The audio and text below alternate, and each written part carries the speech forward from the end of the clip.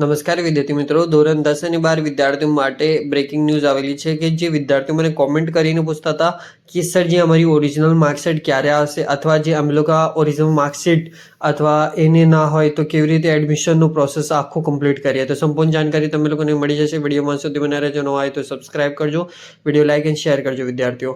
જેવી રીતે વિદ્યાર્થીઓ તમે લોકોને બી ખ્યાલ હશે કે ધોરણ 10 અને 12 વિદ્યાર્થીઓનો આવે જે પૂર્વ પરીક્ષાનું રિઝલ્ટ આવી ગયું છે અને બધા જ વિદ્યાર્થીઓ સારા પર્સન્ટેજ સાથે પાસ થયા છે. અને જે વિદ્યાર્થીઓ પાસ નહીં થતા અથવા એનું કંઈ રીઝન થયું હશે અથવા એ કશું થયું હશે એના પેપરમાં તો એ પાસ નહીં થયો હોય એ વિદ્યાર્થીઓ માટે બી આપણા થોડું એમ લાગી રહ્યું છે કે એ વિદ્યાર્થીઓ પાસ થઈ જતા તો એ લોકો માટે બી સારું હતું, કેમ કે એ લોકોનું એક વર્ષ ના બગડતું.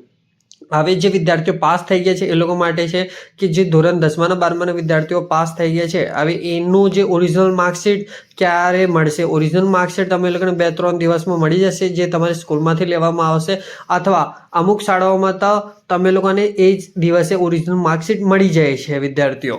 અને તમે લોકોને નહીં મળે તો 2-3 દિવસનું વેઇટ કરજો, તમે લોકોને તમારી ઓરિજિનલ માર્કશીટ મળી જશે. અથવા જે તમે લોકોનું જે રિઝલ્ટ છે તમે લોકો ઝેરોક્સ કઢાવીને સ્કૂલના સાઇન સિક્કા કરાવીને તમે લોકો માર્કશીટની જગ્યાએ એ બી કામ લઈ શકો છો. એ બી કામ આવે છે વિદ્યાર્થીઓ, કેમ કે આ વસ્તુ તમે લોકોને સ્કૂલથી પ્રોવાઈડ કરવામાં આવશે.